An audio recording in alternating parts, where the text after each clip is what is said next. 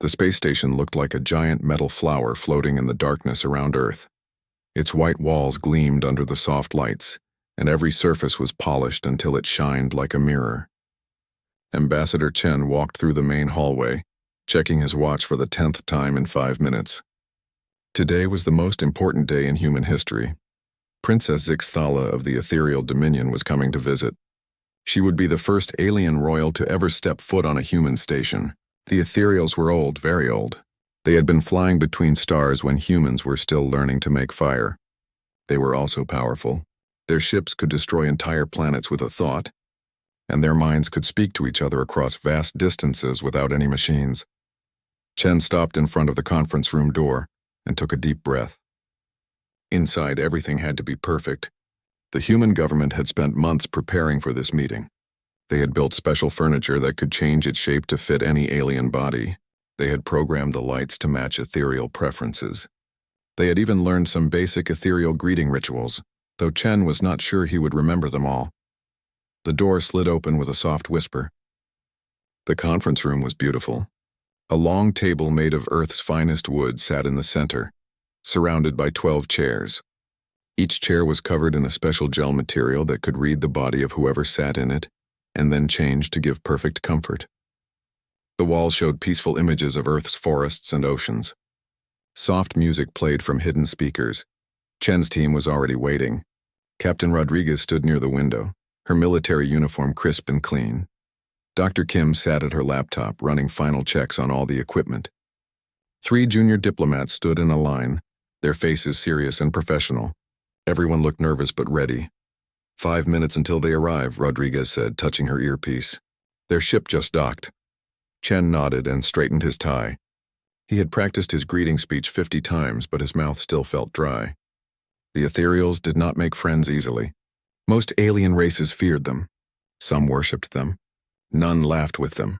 The door opened again, and the temperature in the room seemed to drop. Princess Zixthala entered first, and Chen forgot how to breathe. She was tall, maybe 7 feet, with skin that looked like liquid silver. Her hair moved like it was underwater, flowing and shifting colors from blue to purple to gold. She wore robes that seemed to be made of starlight itself, and when she walked, her feet barely touched the ground. Behind her came 4 other ethereals, each one looking like they had stepped out of a dream. But it was her eyes that made Chen's heart race. They were ancient eyes that had seen the birth and death of stars. When she looked at him, he felt like a child trying to explain arithmetic to a professor. "Honored Princess," Chen said, bowing exactly as he had practiced. "Welcome to Station Harmony. We are grateful for your presence." Zixthala's voice came not from her mouth but directly into everyone's minds. It sounded like wind chimes made of crystal, beautiful and cold. "Human Ambassador Chen, we acknowledge your greeting. Let us proceed with the required formalities." Chen felt a little disappointed. He had hoped for something warmer, but this was exactly what the briefings had told him to expect. Ethereals did not waste time on small talk or friendship. They spoke, they decided, they left. "Please, Your Highness, take a seat," Chen said, gesturing to the chair at the head of the table. "We have prepared our finest accommodations for you." Zixthala glided forward, her robes making no sound. The chair at the head of the table was the most advanced piece of furniture humans had ever built. It had cost more money than most countries spent in a year. The gel cushioning was made from materials found only in 3 places in the galaxy, and the frame was built from metal that could survive the heat of a star. The princess approached the chair with the grace of a dancer. She turned, her robes flowing around her like water, and slowly lowered herself onto the seat. The gel immediately began to glow with a soft blue light as it read her body and started to adjust. For a moment, everything was perfect. Zixthala sat straight and tall, looking every inch the powerful ruler she was. Chen began to relax. Maybe this would go smoothly after all. Then the princess tried to stand up. Nothing happened. She pressed her hands against the arms of the chair and pushed herself upward, but her body did not move. The blue glow from the gel grew brighter, and Chen could hear a faint humming sound. Zixthala tried again, this time using more force. The chair seemed to hold her tighter.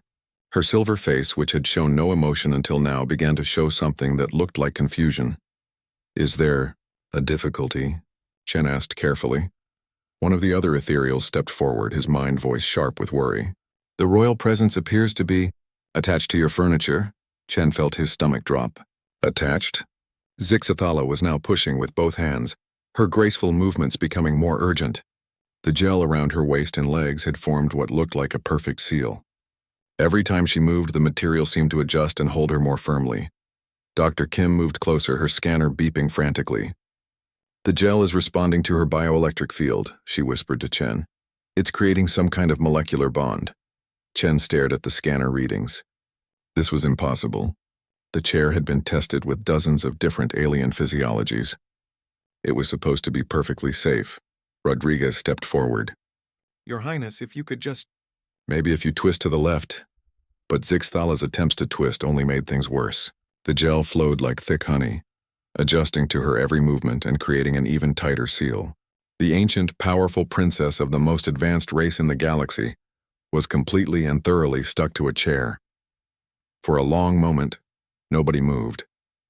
The only sound was the soft humming of the gel and the quiet beeping of Dr. Kim's scanner. Chen felt sweat forming on his forehead. This was a disaster. This was going to start a war. Then Rodriguez made a small sound. It was barely audible, just a tiny snort that she tried to hide behind her hand. But in the perfect silence of the room, it sounded like a thunderclap. Chen shot her a warning look, but it was too late. The sound had escaped, and something about the situation, the most powerful being in the galaxy stuck to a piece of furniture like gum on a shoe, suddenly struck him as absurd. He bit his lip, hard. He thought about serious things. He thought about the importance of this meeting, about peace between the species, about the future of humanity. But his mind kept coming back to the image of Princess Zixathala in all her cosmic majesty, unable to get out of a chair. Dr. Kim made a small coughing sound that fooled no one. One of the junior diplomats turned away, his shoulders shaking slightly. Even Captain Rodriguez, who had faced alien armies without flinching, was struggling to keep a straight face. The ethereal delegation watched this display with growing horror. Their mind voices began to buzz with shocked whispers. In their culture, such a situation would be cause for immediate exile.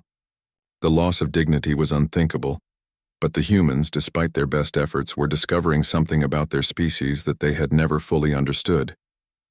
In the face of the impossible, the absurd, the completely unexpected, they did not panic or despair. They laughed. The ethereal delegation stood frozen in shock. Their princess, the most revered member of their ancient race, was trapped in human furniture, while the humans around her struggled not to laugh. The mind voices of her guards filled the air with urgent, angry thoughts. This is an outrage, sent the tallest ethereal, his mental voice like ice breaking. Release the royal presence immediately.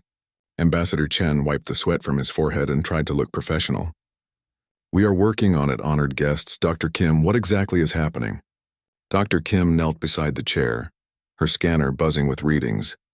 The gel was designed to adapt to any body type by reading bioelectric signals. But Princess Zixathala's field is unlike anything we've seen. It's creating a feedback loop. The more the gel tries to adapt, the stronger the bond becomes. Zixathala sat perfectly still, her silver face showing an emotion that no ethereal had displayed in public for thousands of years. Embarrassment. Her ancient eyes, which had commanded respect across the galaxy, now held something very close to panic. Can you reverse it? Chen asked quietly. I'm not sure, Dr. Kim admitted. We might need to cut the gel away, but that could damage the chair. Or hurt the princess. Behind them, Captain Rodriguez was biting her lip so hard she might draw blood. The situation was getting worse by the minute. But something about the princess's expression, the way her cosmic dignity was slowly cracking, made it impossible to take seriously. One of the junior diplomats, a young man named Harrison, suddenly snorted. He tried to cover it with a cough, but the damage was done. The sound escaped him like air from a balloon, and his attempt to hide it only made it funnier. Harrison, Chen hissed, but he could feel his own control slipping. There was something about the absurdity of it all. Here was a being who could probably destroy the solar system with a thought, and she couldn't get out of a chair. The ethereal guards began to move closer, their forms becoming brighter with anger. Your species mocks the royal presence. Their mind voice cut through the air like a blade. This insult will not be forgotten. No, Chen said quickly, stepping between them and his team. We're not mocking anyone. This is how humans deal with stress. We don't mean any disrespect. But even as he said it, he could hear the barely contained laughter from his team. Rodriguez had turned away completely, her shoulders shaking. Dr. Kim was making small squeaking sounds as she tried to focus on her scanner. The whole situation was spinning out of control. Princess Zixathala spoke for the first time since sitting down, her mind voice quiet and strained. What is this sound you make? This laughing, Chen blinked. In all their preparation for first contact, no one had thought to explain laughter to the ethereals. It was such a basic human response that they had never considered other species might not understand it. Laughter is... Chen struggled to find the words. It's how we respond to things that are unexpected or difficult. It helps us handle situations that would otherwise be too stressful. You find our distress amusing? The princess's voice was cold, but there was something else there too. Curiosity. Not your distress, Rodriguez said, finally turning around but keeping her voice carefully controlled. It's just, the situation itself is so unexpected. You're this incredibly powerful being and you're stuck to a chair. It's like watching a god trip over a sidewalk crack. The ethereal guards bristled at this comparison, but Princess Zixathala tilted her head slightly. You compare us to your deities? In a way, Chen said slowly. You're so far above us in technology and power that, watching you deal with something as simple as furniture, it makes you seem more real, more like us. This was clearly the wrong thing to say. The guards' mental voices became a storm of outrage. The royal presence is nothing like your primitive species. But something strange was happening. As the humans continued to struggle with their laughter, Princess Zixathala began to watch them more carefully. She saw how Dr. Kim, despite being amused by the situation, was working harder than ever to find a solution. She noticed how Captain Rodriguez, even while fighting giggles, had positioned herself ready to defend the princess if needed. She observed how Ambassador Chen, red-faced with suppressed laughter, was still trying his best to maintain diplomatic relations. You laugh, she said slowly, but you still help. Of course, Chen said, surprised. Just because something is funny doesn't mean we don't care about fixing it. This concept seemed to puzzle the princess greatly. In ethereal culture, any loss of dignity was met with shame and withdrawal. The idea that beings could find humor in a situation while still working to resolve it was completely foreign to her. Meanwhile, word was spreading throughout the station. The security feeds showed the diplomatic meeting, and within minutes every human on Station Harmony knew that the alien princess was stuck to a chair. The reaction was immediate and predictable. Crew members gathered around viewing screens trying to muffle their laughter. Someone in engineering created a betting pool on how long it would take to free her. The station's communication officer accidentally broadcast a status update that included the phrase, "Royal seating difficulties," which immediately spread to Earth's social networks. Within an hour, the situation had become the most watched event in human history. Memes began appearing faster than they could be counted. Sticky situation, the chair apparent, and throne room problems trended worldwide. Someone created a remix of classical music called Stuck in the Moment, featuring the sound of gel adhesion. Dr. Kim finally stood up, shaking her head. I need to call in the engineering team. This is beyond what my scanner can handle. As she made the call, Chen noticed something that made his heart sink. The ethereal guards were communicating with their ship, and their mental voices were filled with words like insult, warfare, and retaliation. Honored guests, he said quickly, please understand that humans mean no offense. Our laughter is not mockery. It's actually a sign that we're comfortable with you, that we see you as approachable. Approachable? The guard's mind voice was incredulous. The ethereal dominion does not wish to be approached by lesser beings. But Princess Zixathala raised one silver hand, and the guards fell silent.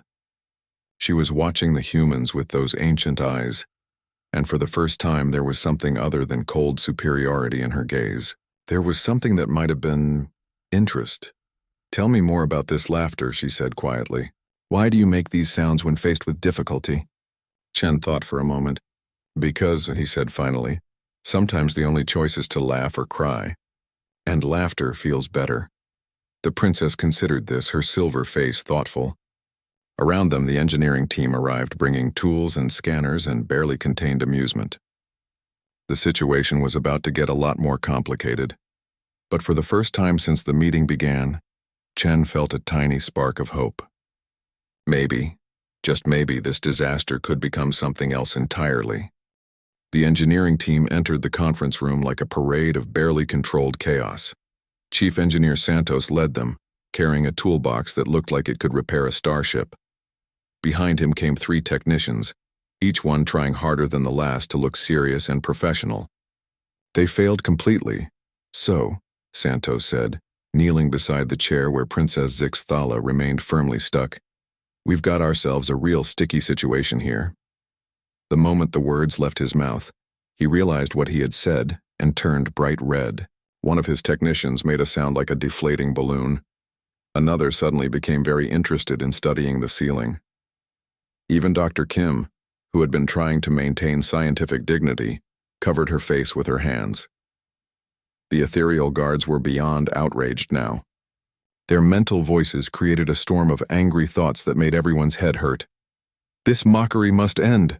Release the royal presence immediately or face the consequences. But Princess Zixthala held up her hand again. Wait, she said, her mind voice cutting through the anger. I want to understand something. You find humor in this situation, yet you work to solve it. How is this possible? Santos looked up from his scanner, blinking in surprise. Well, Your Highness, just because something's funny doesn't mean it's not also a problem. We can laugh and work at the same time. Makes the job easier, actually. Easier? The princess sounded genuinely puzzled. Sure, said Technician Lopez, running a different scanner over the gel. When people are relaxed and happy, they think better. Come up with more creative solutions.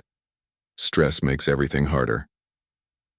This concept seemed to break something in the ethereal worldview. For thousands of years, they had approached every problem with serious, focused intensity.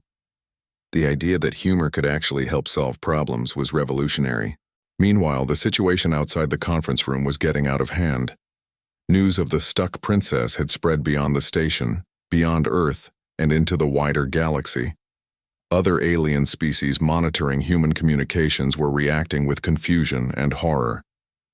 On the bridge of their crystal ship, the hierarchs of the Crystal Dominion watched human news feeds with growing alarm.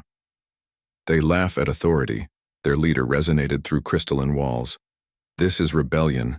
This is chaos. They must be stopped before this madness spreads. In the void between stars, the monks of eternal silence felt the ripples of human laughter and shuddered. Their meditation was disrupted by images of beings finding joy in another's misfortune. Such corruption of spirit, they whispered through their mental networks. The humans are a plague upon cosmic harmony. The hive clusters, with their millions of connected minds, interpreted the laughter as a threat display.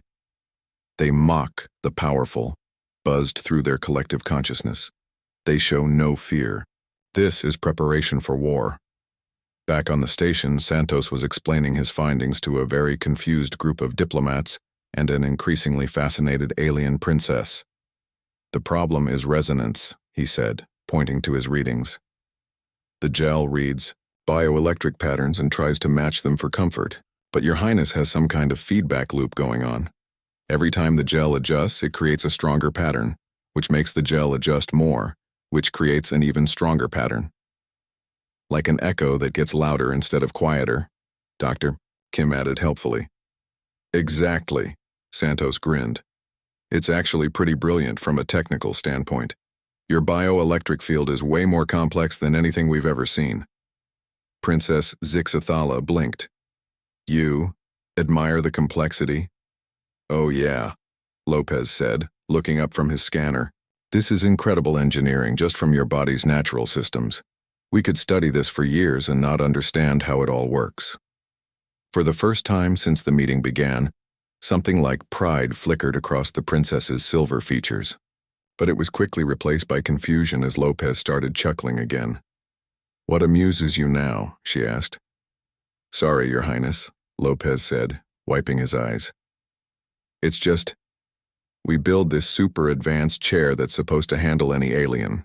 physiology, and the first royal guest we get is so advanced that she breaks it just by sitting down. It's like bringing a sword to a laser fight and having the laser bounce off because the sword is too primitive to understand. The ethereal guards bristled, but Princess Zixthala tilted her head thoughtfully. You compare our advancement to a sword that is too simple for modern weapons to affect? Kind of, yeah, Santos said. Your biofield is so sophisticated that our adaptive technology can't handle it. It's like trying to play a symphony on a child's toy piano. This comparison seemed to please the princess, even as her guards looked more confused than angry.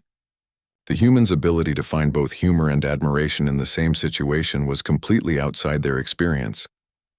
Dr. Kim suddenly looked up from her scanner with excitement. I think I have an idea. Santos, what if we don't try to break the bond? What if we work with it instead? What do you mean? The gel is trying to match her bioelectric pattern, right? But it can't quite do it, so it keeps trying. What if we help it succeed? Give it the pattern it's looking for? Santos frowned. How would we do that? Dr. Kim looked at the ethereal guards. Well, they're the same species. They should have similar bioelectric patterns. If we could get readings from them and program the gel to recognize those patterns as complete, it might release the seal. The guards recoiled as if she had suggested something horrible. Impossible. We do not submit our essence to primitive scanning devices. But Princess Zixthala was thinking. Dr. Kim, she said slowly, this solution would require cooperation between our species. Yes, Your Highness, we'd need to work together to solve the problem. The princess was quiet for a long moment. Around her, humans continued to work and occasionally chuckle at some new aspect of the situation. She watched them carefully, seeing how they maintained their good humor even while dealing with a potentially dangerous diplomatic crisis. In our culture, she said finally, problems are solved through individual excellence and hierarchical command. Each being works alone, following orders from above. But you seem to solve problems together, and you maintain joy while doing so. That's right, Chen said, speaking up for the first time in several minutes. We believe that working together and keeping spirits up makes everything better. Even difficult things. Even diplomatic crises involving stuck princesses. There was something new in her voice, something that might have been the beginning of humor. Rodriguez grinned. Especially those. The princess looked around the room, taking in the scene. Humans and their machines, all working together to solve a problem that wasn't even their fault. Finding humor in the situation while still treating her with respect. Working as a team instead of a hierarchy. And slowly, something unprecedented began to happen in her ancient mind. She began to understand that maybe, just maybe, there was something to learn from these strange, laughing creatures. Very well, she said, her mind voice carrying a note of decision that made her guards straighten in surprise. We will attempt this cooperation. But first, I wish to understand something more about this laughter of yours. Chen smiled. What would you like to know? Show me, the princess said. What is so funny about a royal person being stuck to furniture? The room fell silent. It was a request no one had expected and no one was quite sure how to answer. The conference room fell into complete silence. Princess Zixthala had just asked the humans to explain why her predicament was funny, and no one quite knew how to answer without causing an even bigger diplomatic incident. Ambassador Chen cleared his throat nervously.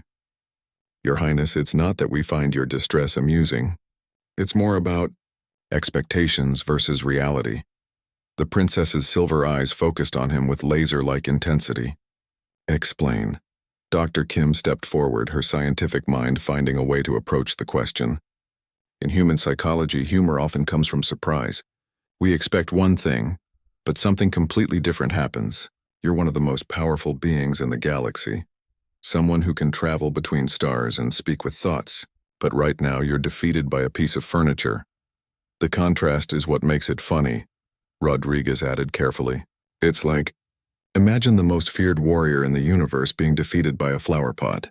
The bigger the difference between expectation and reality, the funnier it becomes. Princess Zixthala considered this, her head tilted slightly.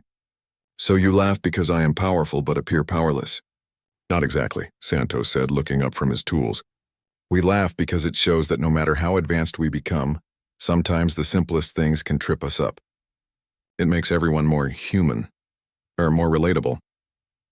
Even gods can stub their toes, Lopez added with a grin.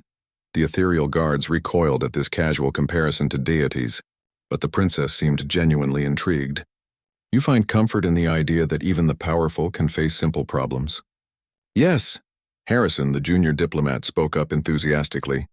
It means that no matter how high someone rises, they're still fundamentally like the rest of us.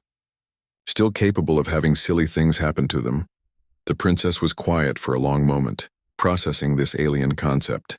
In ethereal society, any sign of imperfection or vulnerability was cause for shame and isolation.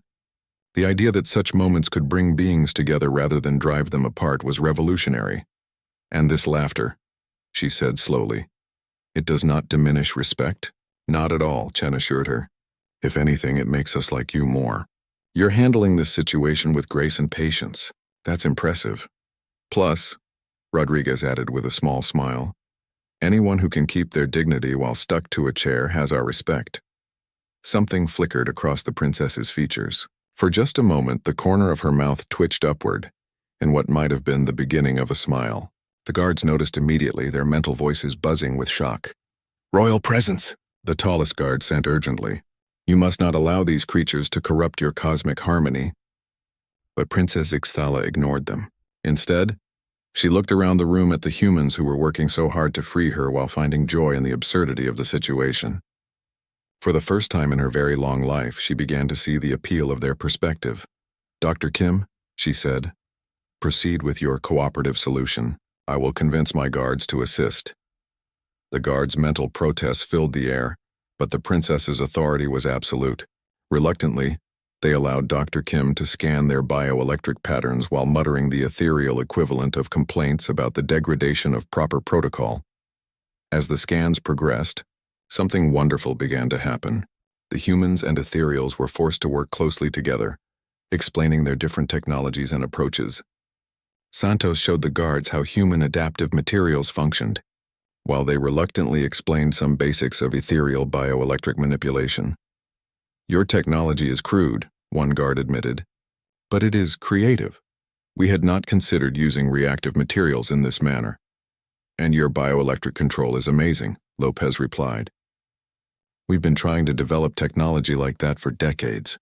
Dr. Kim worked frantically at her computer, trying to find the right harmonic frequency to convince the Geel that it had successfully matched the princess's pattern. I think I've got it, she said finally. But we'll need precise bioelectric resonance at exactly the right moment. What does that mean? Chen asked. One of the guards will need to synchronize their biofield with the princess's at the exact moment I trigger the release sequence. It's like singing a duet, but with electricity instead of voices. The guards looked horrified. We do not perform menial technical tasks. But Princess Zixthala's voice cut through their protests with quiet authority. We will do what is necessary. This experience has been educational. The tallest guard reluctantly stepped forward. Very well, Royal Presence, but this breach of protocol will not be reported to the Dominion. As they prepared for the release attempt, Princess Zixthala found herself watching the humans with growing fascination. Even now, as they worked on the complex technical solution, they maintained their good humor. Santos was explaining the finer points of gel chemistry to a guard who clearly considered himself far above such concerns. But he did it with patience and occasional gentle jokes that even made the guard's mental voice soften slightly. Dr. Kim, the princess said suddenly, what would happen if this solution fails? Well, Dr. Kim said, concentrating on her readings, worst case scenario, we might have to cut you out of the chair. It would be embarrassing, but you wouldn't be hurt. Embarrassing? The princess repeated thoughtfully. Yeah, but think of the story you'd have to tell, Rodriguez said with a grin. The day a human chair tried to adopt an alien princess. And then something unprecedented happened. Princess Zixthala made a sound that no ethereal had made in recorded history.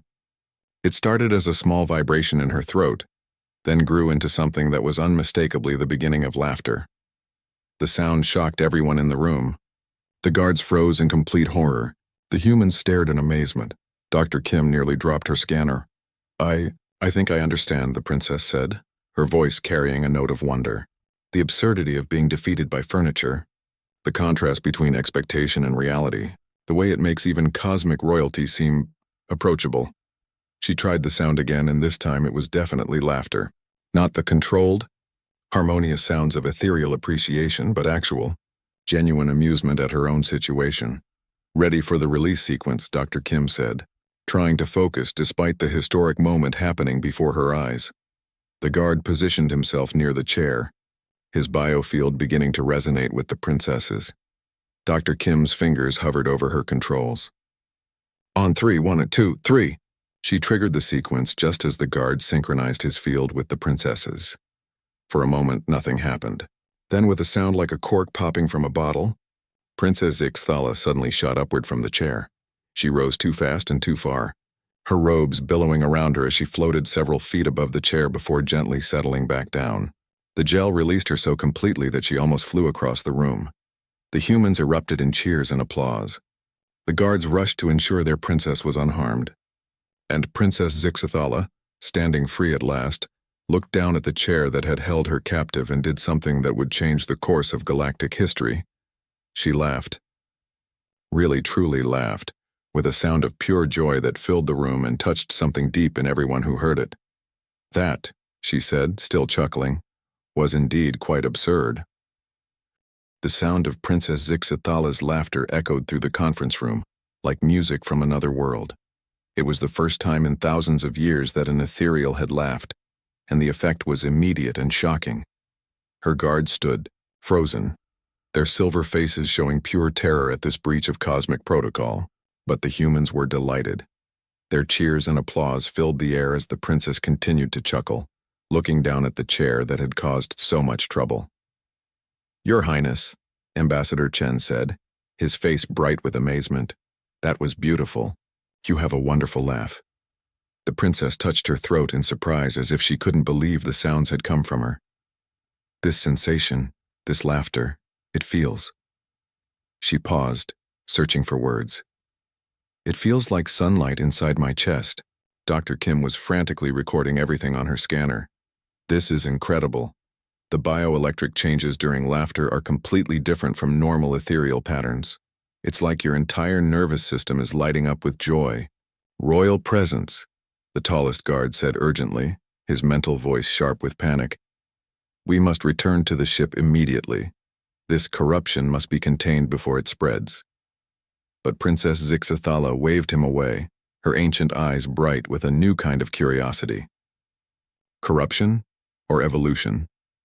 She looked around the room at the humans who had helped her, who had found humor in her predicament, while still treating her with respect. Tell me, Ambassador Chen, do all humans possess this ability to find joy in difficult situations? Most of us, yes, Chen replied. It's one of the things that helps us survive and work together. Even in the worst times, we try to find something to smile about. The princess nodded thoughtfully. And this laughter. It brings your people together rather than driving them apart?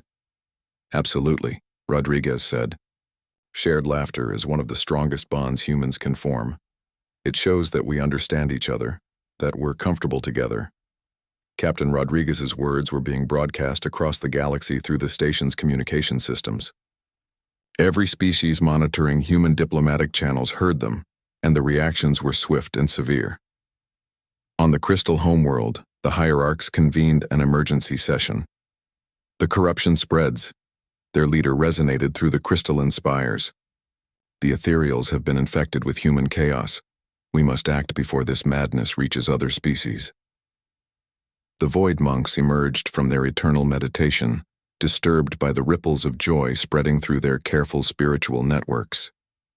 The balance is broken, they whispered across the emptiness between stars. The humans teach beings to find pleasure in the suffering of others. They must be silenced.